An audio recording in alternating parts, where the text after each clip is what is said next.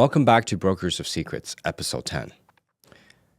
Have you ever found yourself succeeding, and then crash hard, right? And then you pick yourself back up, succeed. You keep going, and then at some point you feel like you're almost there, or you're there, but then you crash again.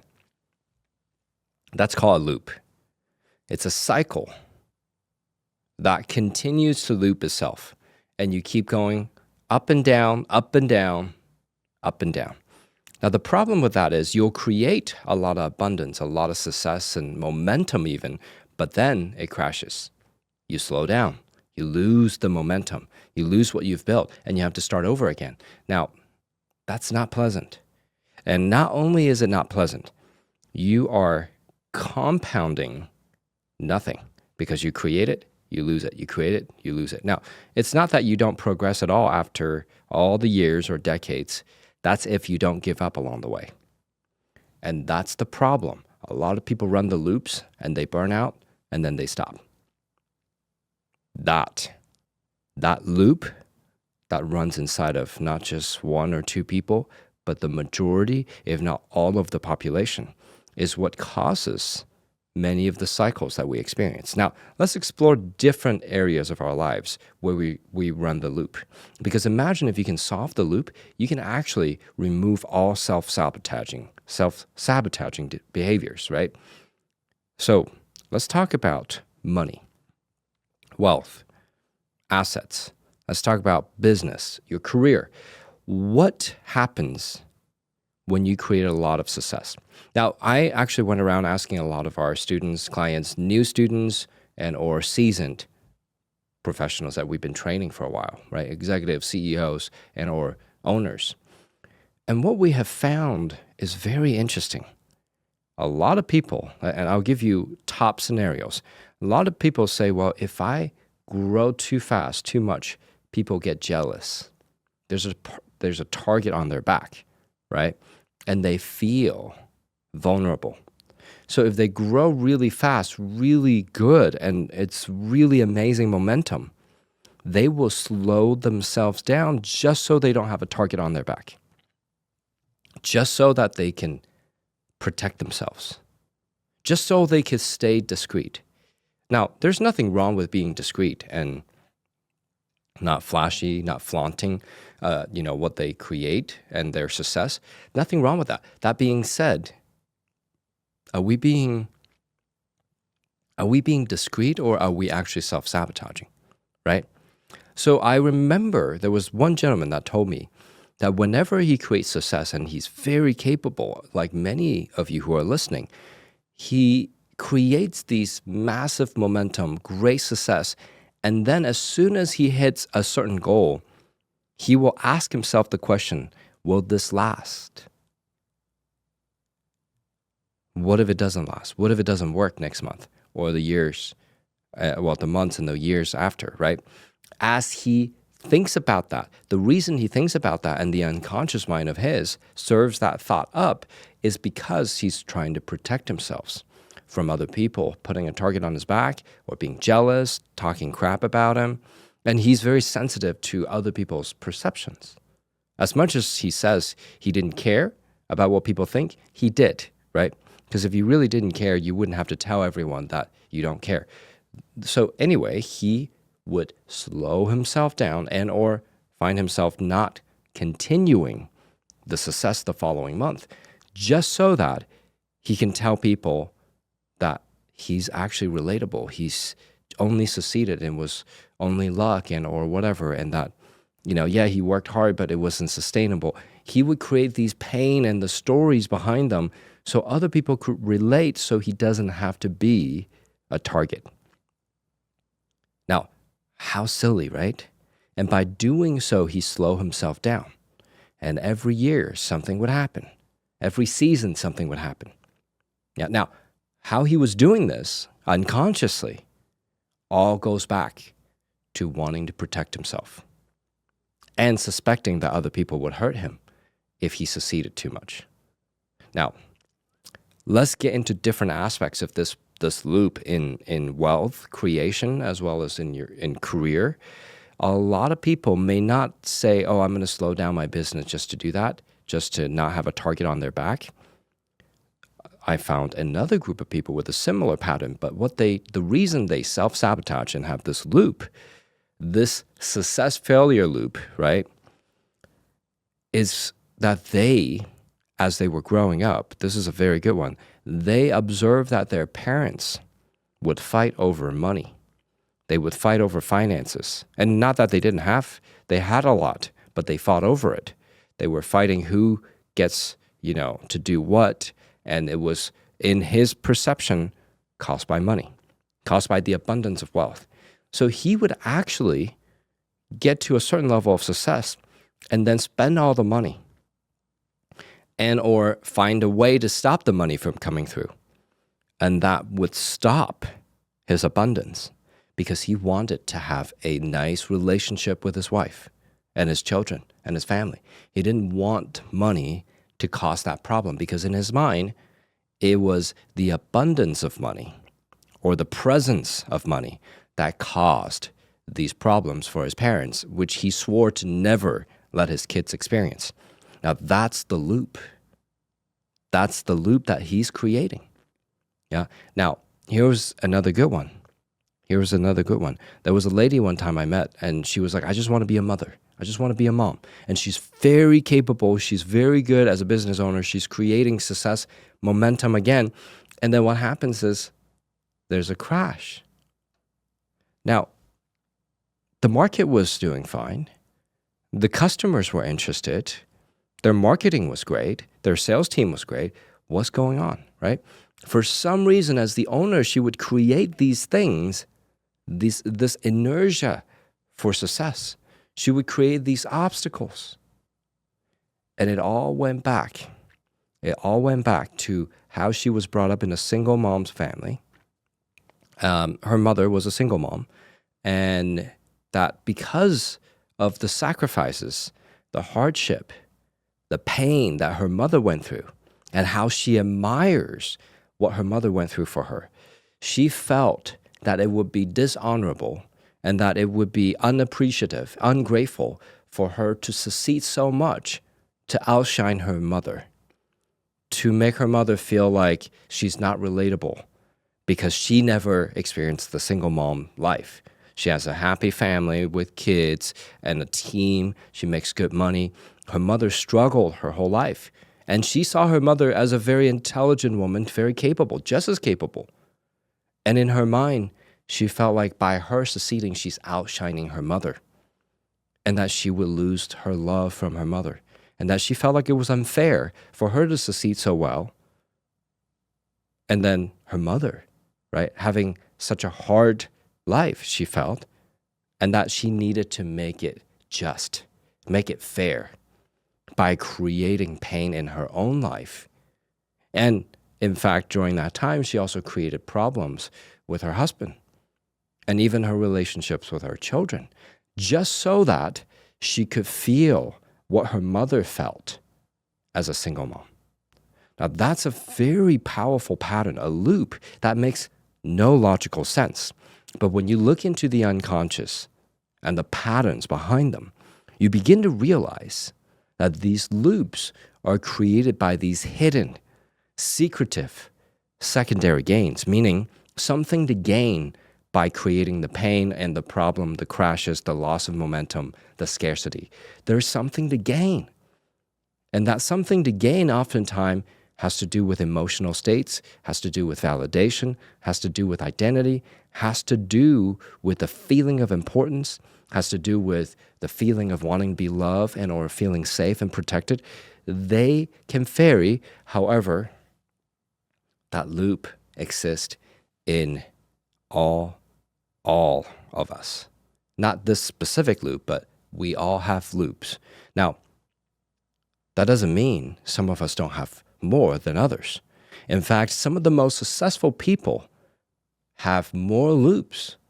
You may say, William, what do you mean? How could that be? In fact, because of the crashes and the pains of the past, many of the great, very successful people actually can be driven by that pain to get out of that bottom of the loop, right? Because the more intense that pain, which drives a lot of humans. Think about that. How many people are driven by pain, right? If I told you you could make an extra $1 million by doing XYZ, you may or may not do it. And it's not a necessity. You're like, okay, I'll get around to it, right? For many people, as funny as that sounds, that's the case. But if I say, hey, your water's gonna shut off because you haven't paid your water bill, you gotta pay X amount. You find a way to make the money to get the water because you need the water. It's a necessity. People oftentimes will be driven away from pain with a far more powerful motivation, if you call that motivation, right, than actually going towards pleasure. Now, all that being said, many people are masking their pain and their past with this motivation that we speak of, right? With this drive and momentum. But as soon as they're far enough away from the pain, they're like, wait, I'm not motivated. They find a way to create the coming down. They come back down, right? So the loop, the momentum, it's up and down. The momentum speeds up, it slows down. Yeah, the scarcity to abundance, back to scarcity. This loop not only happens in a person's personal life, happens in their business, it happens in their relationship, happens in their family life, it happens in their health and fitness, it happens in society. Look at the world's financial market, the macro. Yeah. Now you may say that's human nature. Yeah, it is. The loop, right? This loop, some more exaggerated than others. Now, you may say, William, you tell me all this stuff, so what? Like, what can I do about it? That's why we're talking. As you think about these loops, and I only talked about the business one, we're going to talk about the relationship ones, we're going to talk about fitness and health. You should look at this episode as a way to start to understand what your loops are. And we're actually preparing a quiz, a sort of like a personality test, but it takes like a couple minutes, maybe 3 minutes to take. And it will help you pinpoint what loops you may be running. And we've identified 8 classical loops that at least we're running 1 or 2 of them, at least. So being able to go through that quiz, which we have created, and by the time this episode goes out, I think that the quiz will be live. Go ahead, it's free. Take a look, take the test, and find out for yourself. And really use it to get to know your loop. Because again, a lot of people do this, right? Frankly, everyone does it, as I said, but a lot of people don't know they're doing it. I would still say most of us don't know we're doing it. And until you know you're running a loop, you can't fix it. Here's the thing. Most of the time, people go to a personal development seminar or a training of some sort, and they're like, oh, I want to change, right? But oftentimes what they're working on is one symptom. It's like fear. It's like anger. It's like sadness. They're like, oh, I need to let it go, let things go from the past. They're focused on maybe motivation, excitement. They're focused on one thing that's oftentimes a symptom that occurs when someone is going down and or up through their personal loops. At every point of the journey on this loop, you have different symptoms. So people go to these workshops to get rid of these symptoms. But did they get rid of the loop? No, they did not. That's the problem. So we are unique in a way that we are actually a programming company. We program the loop out of your mind. We help you replace the loop that is pain and pleasure and or scarcity, abundance loop to pleasure, pleasure, pleasure, success, success, success, win or win more. That kind of loop would be better, right? Nothing wrong with running a loop. It's that if the loop only gives you 2 options, pain and pleasure, you are going to be bound to those 2, right? You're going to have pain, pleasure, pain, pleasure. I would say the greatest prison, the greatest limitation, the greatest boundary, the greatest the greatest unknown pattern that humans run that limit them and are creating obstacles that prevent them to really experience their truest potential is the loop. If you can find a way to change the loop from pain, pleasure, or scarcity, abundance, right? Failure, success loop, or floor, right? Financially hitting your bare minimum, yeah, your floor to your ceiling in income. These loops are binary in nature, positive, negative. Imagine if it was double positive, positive, positive. If we can change that, if we can help you replace that, it would be worth a lifetime of personal development and beyond. Frankly, this is not personal development. This is reprogramming, replacing the loop, giving you only, think of it simply. If you give yourself the option, only the option of win and then lose, right? These two options, your mind's going to look for the path of least resistance. If the path of least resistance is winning, then great, you win. You likely you'll take the action consciously, subconsciously. And remember, you're only aware of maybe 1% of your reality. 99% of your behavior is also unconscious, just like 99% of your reality you're unaware of, right? That includes your behavior. So if you're really not controlling most of your behavior, how could you really know that you're not creating the failure? Right? Some people say, no, it's someone else, or it's the market, it's the customers. They blame other people for the mishaps in their lives. From the bottoms, yeah, the bottom part of the loop, they blame other people. They don't take responsibility. But the truth is, if you begin to realize, wait a second, I can actually look at what the path of least resistance, reprogram that. And if the path of least resistance is failure, then you know why people continue to fail, even if they set goals that are very enticing. If you don't change the options you give yourself, you're only limited to these options, win or lose. But if I say, hey, look, I'm going to have a win or win more option, those are the only options, then it doesn't matter which one is the path of least resistance. At the end of the day, you still win. That's how we need to reprogram the loop.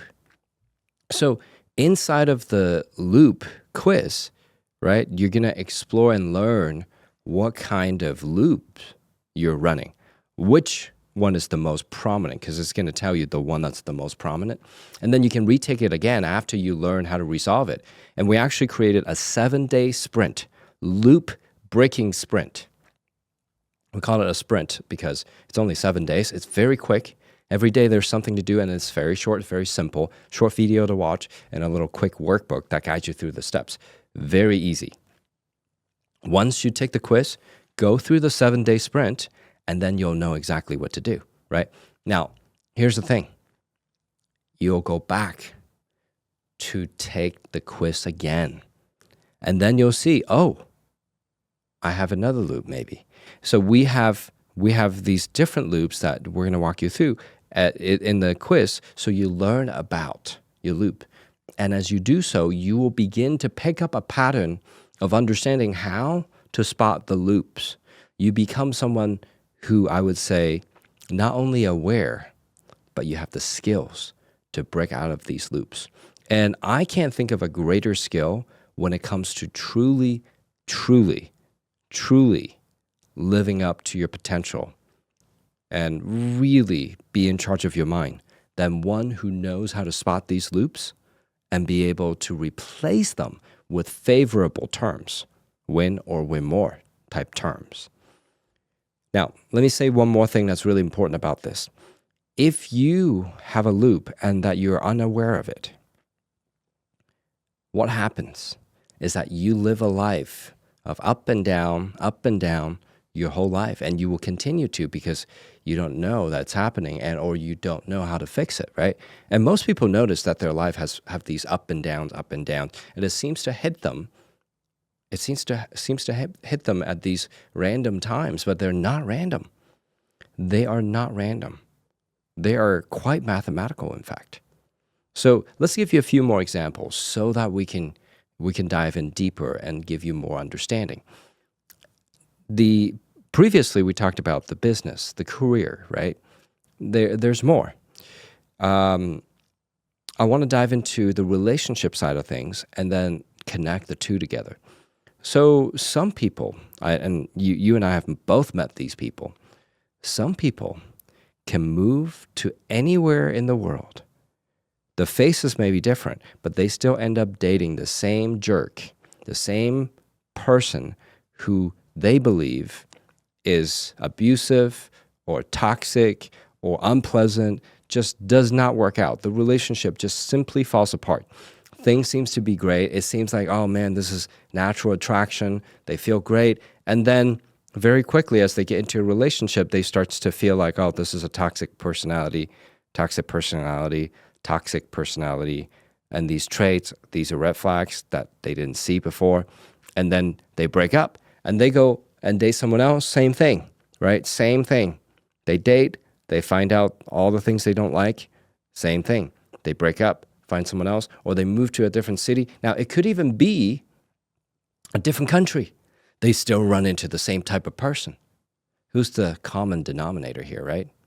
And they may say, no, it's not me. It's the world, the state of the world. Men are this way. Women are this way. It's the dating culture. It's the media. They can blame anything.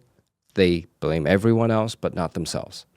Now, what's interesting is there are these people running these patterns, even in a committed relationship. They can build things together. Things go really well, and then their relationship gets sour. They stay together. They fix things. Eventually, things starts to get good, but then they will fight again, and something will happen.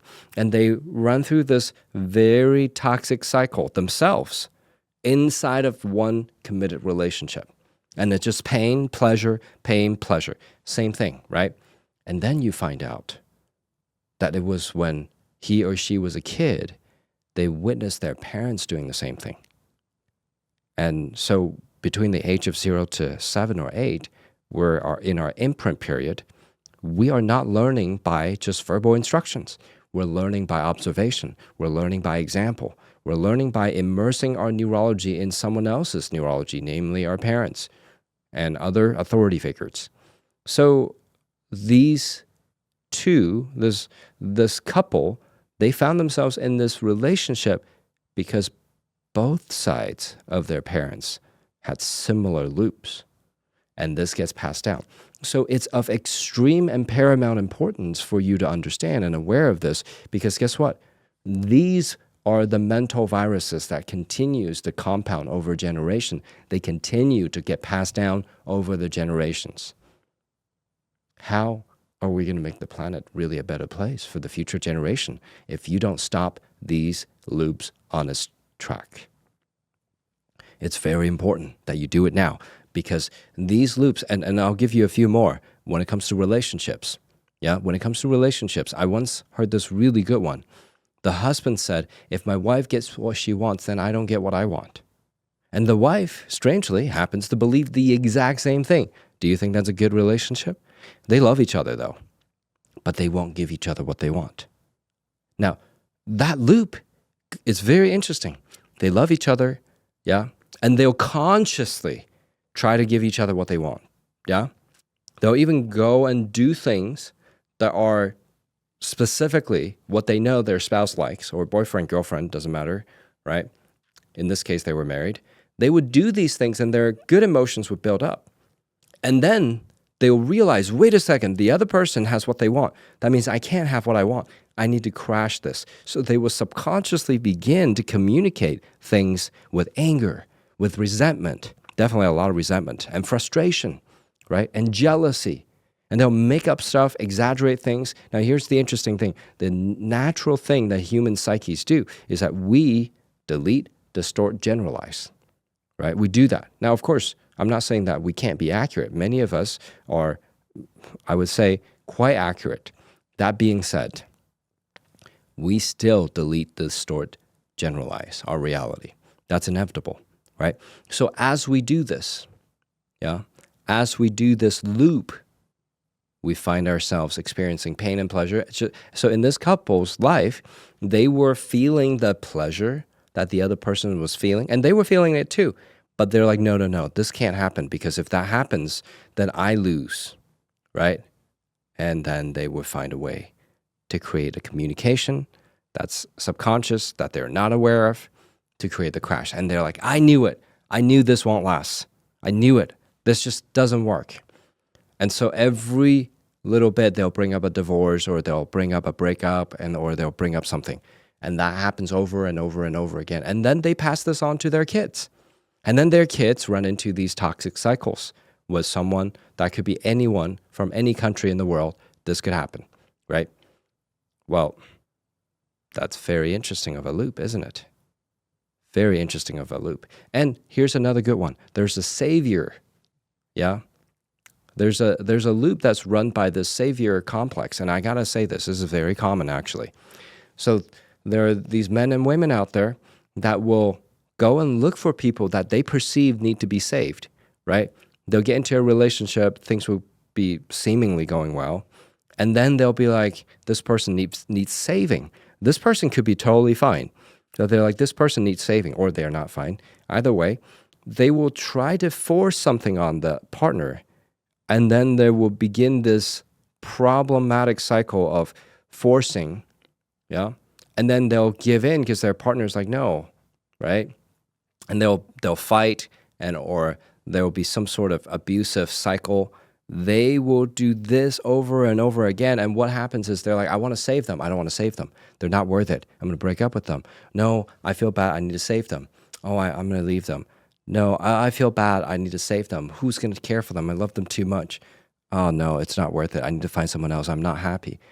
Oh, wait, but this person is finally showing promise. That cycle keeps them in a very, very unhealthy relationship cycle for a long time. Now, I think it's becoming abundantly clear there are a lot of loops out there, and I'm giving you some samples, not even diving deeply into it, right? And now, let's talk about health and fitness. Have you ever wanted to get really fit, like January 1st of every year? And then by February 1st, you're eating a tub of ice cream in a single night. And you're like, oh, crap, right? You're like, nah, I'm going to go back to the gym. And then finally, you decide to go back to the gym March 1st. And then April 1st, you're like, no, that's a joke. Not doing that anymore, right?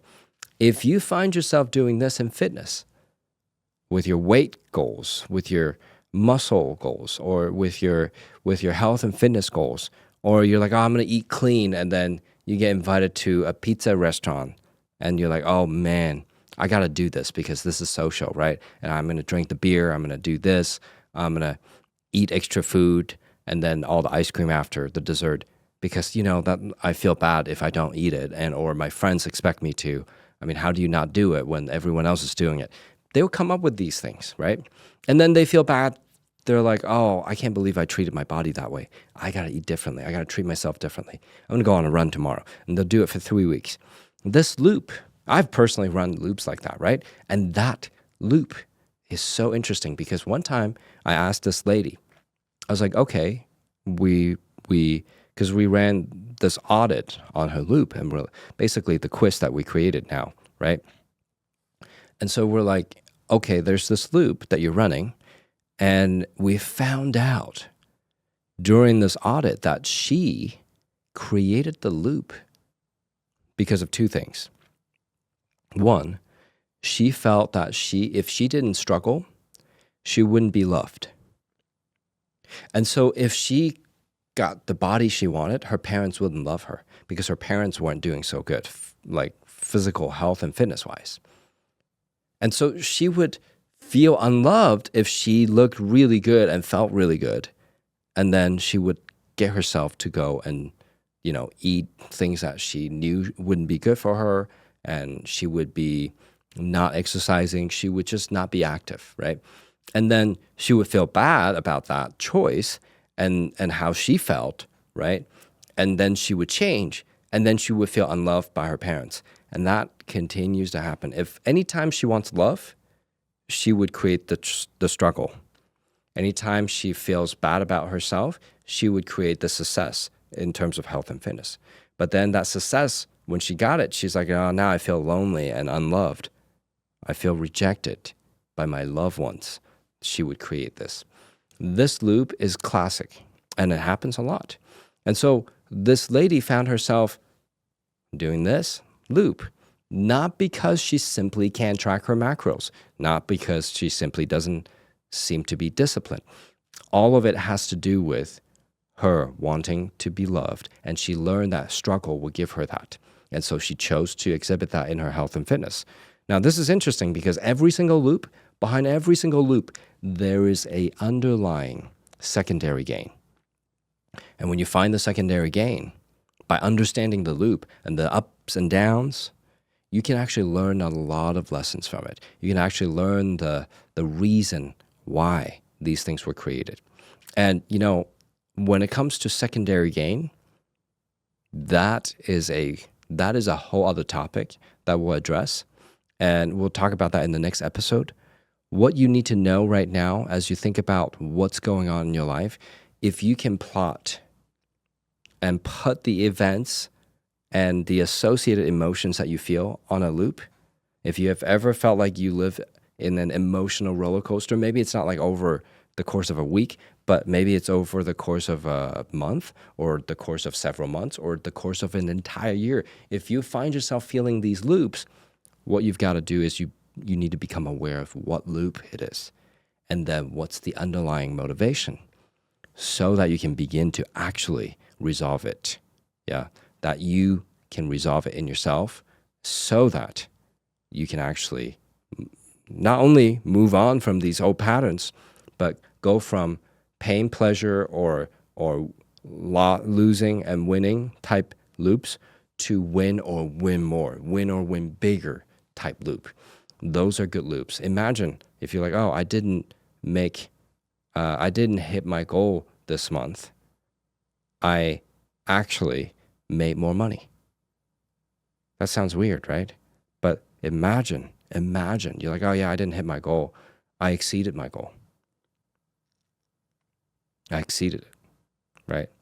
That's a strange way to put it, but I want you to consider that for a moment. If you didn't hit your goal, and it's not because you were behind, but it's because you exceeded it. I know typically people say, oh yeah, I hit the goal and I did even more. That's the standard way of putting it. But I want you to consider, if you didn't hit your goal, it's because you did way more. Yeah. If that is your now loop, what you'll find is your life is actually, you are actually in charge of your life, and your life is going to go up from here. So this is a very simple lesson, but the loop is very important. And as soon as you begin to understand this more and more, I think that you're going to notice change. So we'll see you in the next episode.